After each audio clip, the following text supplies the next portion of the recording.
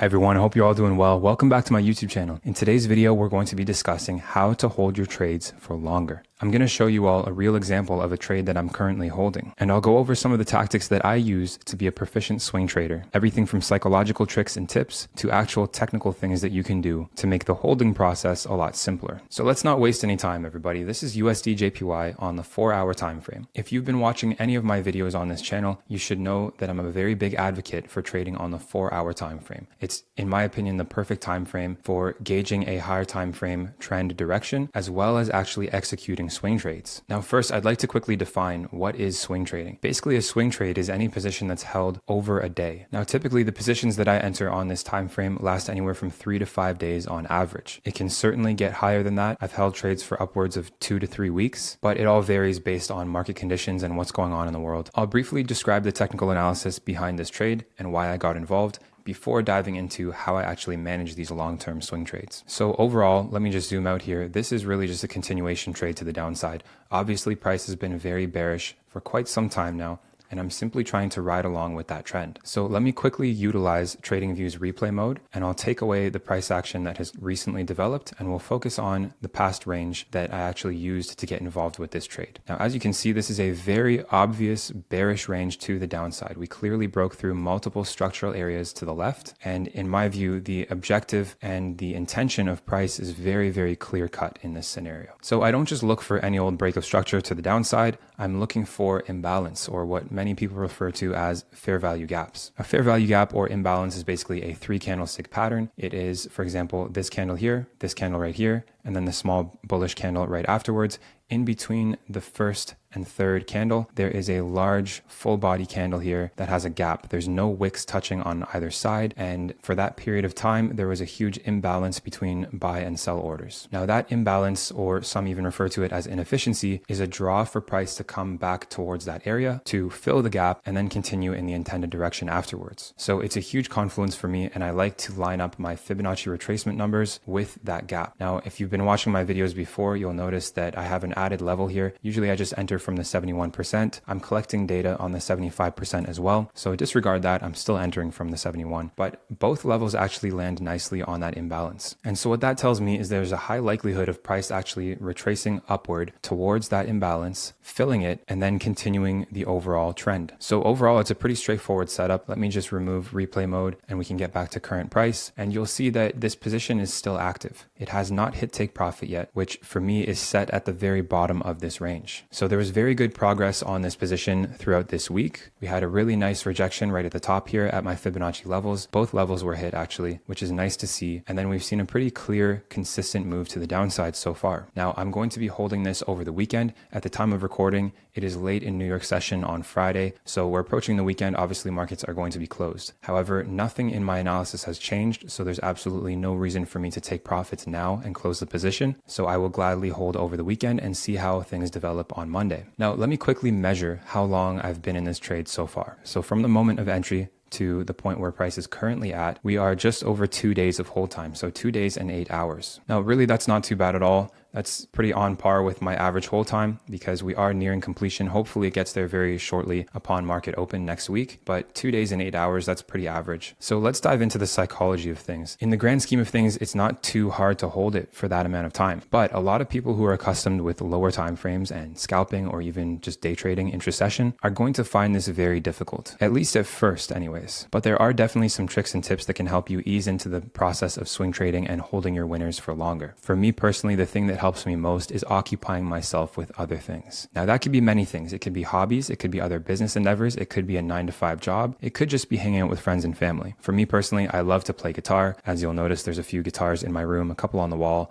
There's a few behind me as well. And that is honestly my therapy. It's what keeps me sane, it keeps me happy, and it certainly occupies quite a bit of my time. Now, aside from that, just using myself again as an example, a few months ago, I also purchased an investment property and I've completely gutted that property and I'm in the process of renovating it. Now, most of the work is being done by other subcontractors, for example, skilled plumbers and electricians and HVAC technicians. But for those of you who don't know, before I was a full-time trader, I was a full-time carpenter. I spent about 10 years in construction and 7 of those years were as a carpenter. So I've actually been spending quite a bit of time at that property doing a lot of the work by myself. It's been very fulfilling so far, very tiresome, very time consuming, but fulfilling overall. And one thing I noticed, which is also what I noticed when I first started trading and I was still doing construction, is that when I'm on the job site and when I have my hands busy with other tasks, I'm not checking my charts as much. I'm not opening MetaTrader on my phone or TradingView on my phone and over analyzing the position that I'm in. The more you open up those charts, the more you're going to lean towards micromanaging your position. And honestly, that's one of the worst things you can do. I've collected a lot of data over the past 6 or 7 years of my trading career, and one of the things that stands out to me the most is to not interfere with my trades. I actually have a very mechanical system. Like, my entry criteria is very straightforward. You'll see it on the checklist right here. This is all I do. So when I see the model present itself on the charts, I execute. Now, anything that happens after that execution should not be tampered with. It's either going to hit my stop loss or hit my take profit. I don't want to be watching every tick of the chart, every pip movement. That is not a productive way to spend my time. And even more so than that, it is very psychologically taxing to do that. So just to bring it back home, my main piece of advice for holding your winning trades longer is to occupy yourself by doing other things, whether that be hobbies, business endeavors, or even your job, or spending time with friends and family, traveling, whatever you're into. And honestly, that's the beauty of trading. It allows you to do whatever you're into. Just remember, less is more in trading. Less chart time, less micromanaging, more A+ setups. And when you find those A+ setups, just let them do their thing and study the results afterwards. Now, let's lean into the more technical aspect of things. There are things that you can do with the trade itself to better manage your stress and emotions while holding your winning trades. Some of you might have already guessed it by now, but that would be moving your stop loss to break even. Now, of course, what that does is remove your risk from the table. You no longer have money in that trade, and you're basically just playing with house money at that point. Now, you can't just do this randomly. You have to have a predetermined level. You have to plan your trade before you actually get into it, and you have to know, if price reaches this exact point, I will move it to break even, or at this exact point, I will take partial profits. For me personally, I barely do any trade management at all. I typically just let it do its thing. Again, it either hits my stop loss or it hits my take profit. Very rarely I'll move it to break even, maybe before a major news event or something like that. But more often than not, I'm just leaving my trades completely alone to do their thing, and I study the results afterwards. But for example, you could move your stop loss to break even after a 1-to-1 risk to reward ratio is achieved. Preferably, I would advise a 1-to-2 risk to reward ratio at least if you're going to use the break even method, because more often than not, price will reach a 1-to-1 risk to reward ratio and then retest the entry just to go in your favor. So you'll be taking a lot of break evens if you set it to a 1-to-1 ratio. You're basically just going to be shooting yourself in the foot and cutting your results short. We obviously don't want that. Now, if price reaches a 1-to-2 risk to reward ratio, let's see where mine is currently at right now. Mine is at 1.5R in profit. Let's see, around this point here, I mean, at that point, it would be crazy for price to go all the way back to break even and hit your entry. At that point, you'd be likely to take a loss anyways. So if you were to go break even,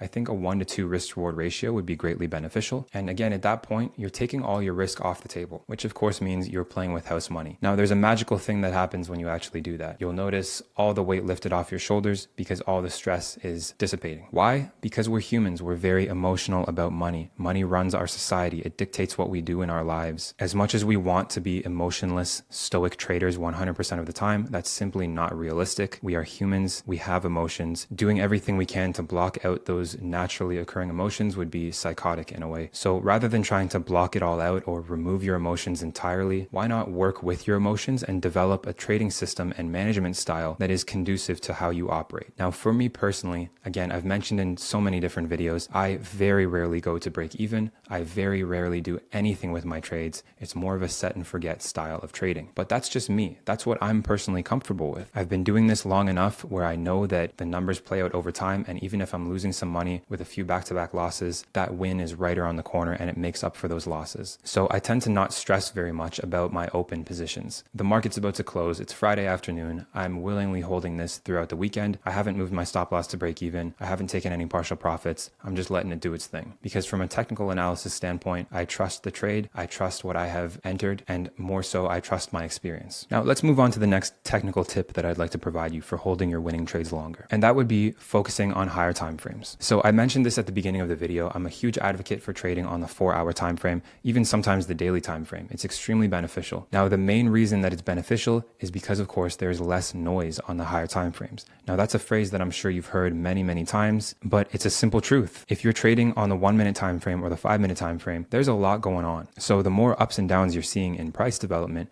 you're going to want to micromanage your trade. And that leads back to what I was saying before. Micromanaging your trades is one of the biggest detriments to traders. The more you stare at it and try to overanalyze what's actually happening in current price action, the more you're going to second guess what you actually did to enter that trade in the first place. You're going to second guess the reasoning behind this trade. Now, this isn't as much of an issue for experienced traders, but if you're within the first 1 to 2 years of your trading journey, then this is huge advice for you. If you lack that experience, you're going to be easily influenced. So if you're monitoring a lower time frame, you will be easily influenced by those choppy ups and downs that you're seeing constantly. Now, if you move to the 4-hour time frame, for example, or even the daily time frame, if you want to take it to that extreme, it barely moves. You can see that over the course of almost 3 days here, we have 1, 2, 3, 4. We only have 14 candles of data here. So it moves very slowly, which allows me to actually remain focused on the overall objective here and the overall reasoning behind the trade. If I was on the 1-minute time frame looking at all the minute details within this bearish move, I'd probably be losing my hair at this point. But because I'm looking at the 4-hour perspective, all I'm focused on are these swing highs and these swing lows. Both of them are still intact.